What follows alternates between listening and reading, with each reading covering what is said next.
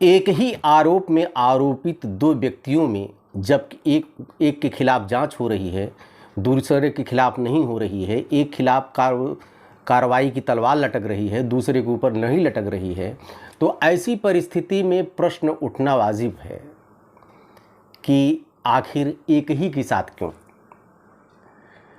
मित्रों, मैं फिर बात करना चाहूँगा ज्योति मौर्य आलोक मौर्य प्रकरण की।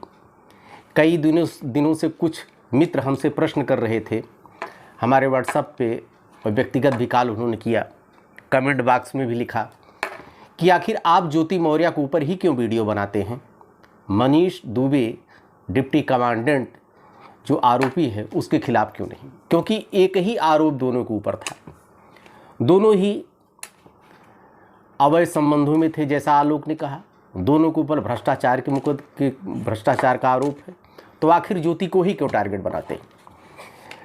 दोस्तों, इसका उत्तर मैं देता हूं आपको। सबसे पहले हमें मित्रों से ये जानना है कि सिर्फ 3 प्रश्नों का जवाब हमको दे दें कमेंट बॉक्स में, मैसेज से भी दे सकते हैं, जैसे कुछ लोगों ने message comment box is sufficient. पहली चीज़ तो मैं जानना चाहूँगा कि क्या मनीष दुबे की पत्नी ने कोई FIR दर्ज, अपने पति के खिलाफ कहीं भी कोई शिकायत दर्ज की। मनीष दुबे की पत्नी का क्या स्टैंड है इस पर। मोबाइल पे कहीं किसी अधिकारी से बात कर रही थी, पुलिस अधिकारी से, बात जाने दीजिए, लिखित रूप से कहीं भी उन्होंने अपने पति के खिलाफ किसी तरह की कोई शिकायत की। नंबर 1 जवाब इसका चाहिए हमको। नंबर 2 चीज़, क्या ज्योति मौर्य ने मनीष दुबे के खिलाफ कोई शिकायत की या कोई बयान दिया सोशल मीडिया पे, जैसे आलोक के संदर्भ में देखा गया कि उन्होंने बयान दिया है सोशल मीडिया पर अपने व्यक्तिगत जीवन को लेकर। हालांकि टैलेंटेड लेडी है, वो जानती है, नियम कानून जानती है, ज़्यादा अपने को बोल, लेकिन एक बहुत दबाव बनाने पर उन्होंने बयान दिया। तीसरी चीज़, आलोक मौर्य ने क्या शिकायत की। हाँ, शिकायत की, उन्होंने ज्योति मौर्य की भी शिकायत की और मनीष दुबे की भी शिकायत की, लेकिन दोनों की शिकायतों में अंतर। ज्योति मौर्य अपने पत्नी के खिलाफ जो शिकायत की इन्होंने, आलोक मौर्य ने, उसके साथ में संलग्न किया एक पुलिंदा साक्ष्यों का, जिसमें 32 पन्ने की डायरी भी थी। उनके साथ देखिए, उनकी हस्तलिखित, उनकी हैंड राइटिंग में ज्योति मौर्य के जो उन्होंने उत्कोच लिया था, जो अनाधिकृत रूप से जो पैसे कमाए थे, उसका हिसाब उन्होंने दिया साक्ष्य के स्वरूप। और इसके अलावा कुछ उन्होंने मैसेज, कुछ चैट उन्होंने अपने साक्ष्य में प्रस्तुत किया है। और जैसा कि तमाम ऑडियो वीडियो चल रहे हैं इस समय सोशल मीडिया पे, मनीष दुबे और ज्योति मौर्य की आवाज़, वो आवाज़ ही कंप्यूटराइज लगती है, लगता है कि रोबोटिक सिस्टम से बनाई गई है। आज के समय में आधुनिक तकनीक इतना ज़्यादा हावी है कि कोई भी आवाज़ बनाई जा सकती है, उसका कोई प्रमाण नहीं। अच्छा, एक चीज़ और है कि हाई कोर्ट में जितने इवेंट हैं इलेक्ट्रॉनिक, इसको कोई मान्यता नहीं, वॉइस की कोई मान्यता नहीं है। ये आपकी, ये पुलिस जो इन्वेस्टिगेशन करता है तो उसमें तो देखा जाता है, आपकी वॉइस है, चैट है, आपके फोटोग्राफ्स हैं, आपके ये सब जितनी भी तरह के साक्ष्य आप कंप्यूटराइज पसंद देते हैं, लेकिन ये कोर्ट की इन्वेस्टिगेशन में कहीं इसका कोई स्थान नहीं होता है। वो आवाज़ मनीष दुबे, ज्योति मौर्य की है कि नहीं है, इसका कोई प्रमाण नहीं, ये तो जांच के बाद पता लगेगा।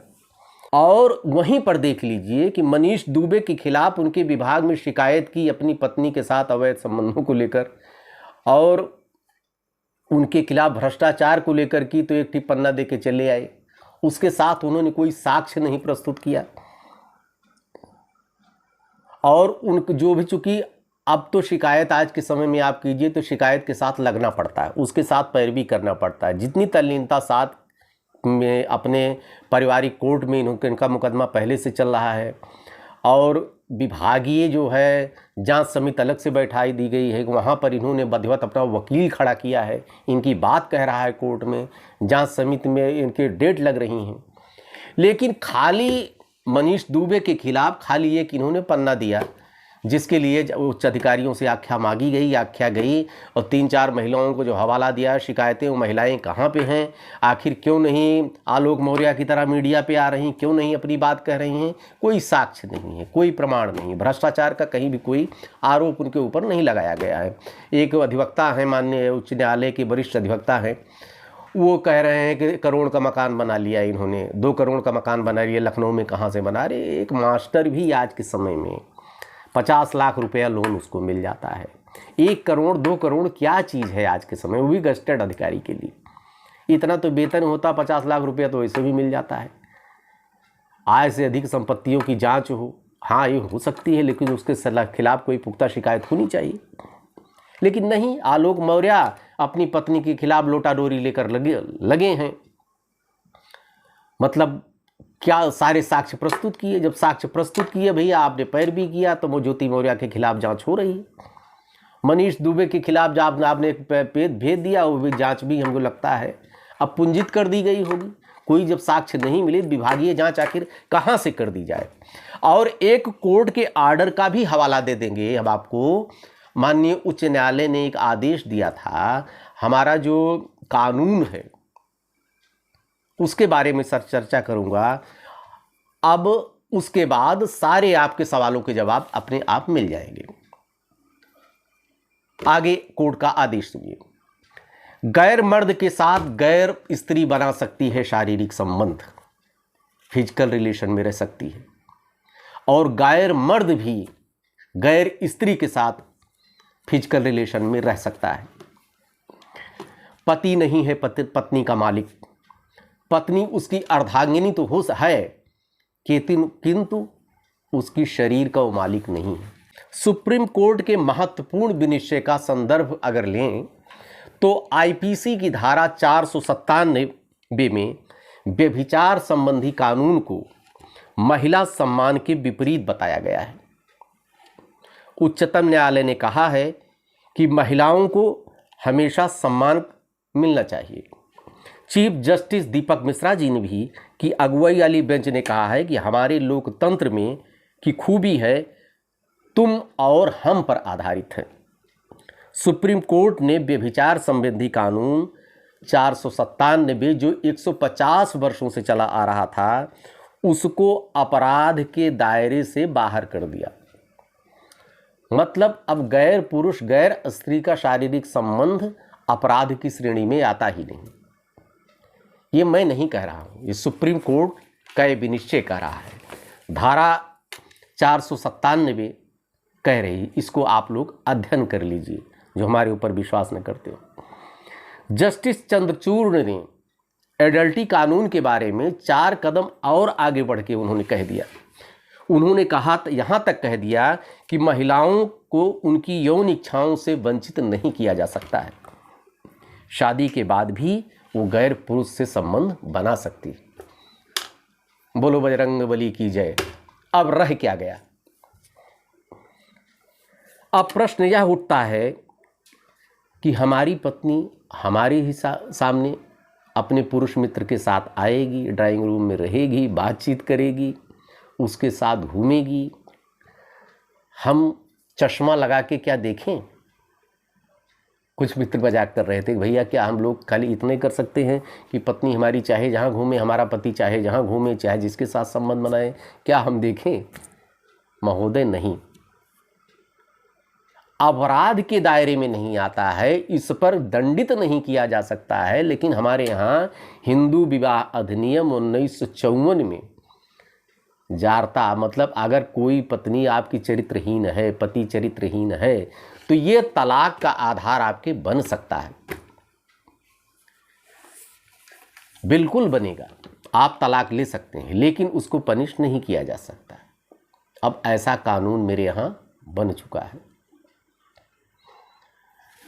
अब सवाल उठता है कि तब तो भैया सब फ्री हो गए। ऐसा नहीं, फिर भी हमारे यहाँ भारतीय संस्कृति, भारतीय मान्यता, हमारे यहाँ सनातन संस्कृति जो चली आ रही, जो संस्कार हैं, उसके मुताबिक इन संबंधों को नहीं कहा जा सकता। हम लोग केवल अपने बारे में सोचते हैं, अपने बच्चों के बारे में नहीं सोचते हैं, उनके भविष्य की चिंता नहीं करते हैं।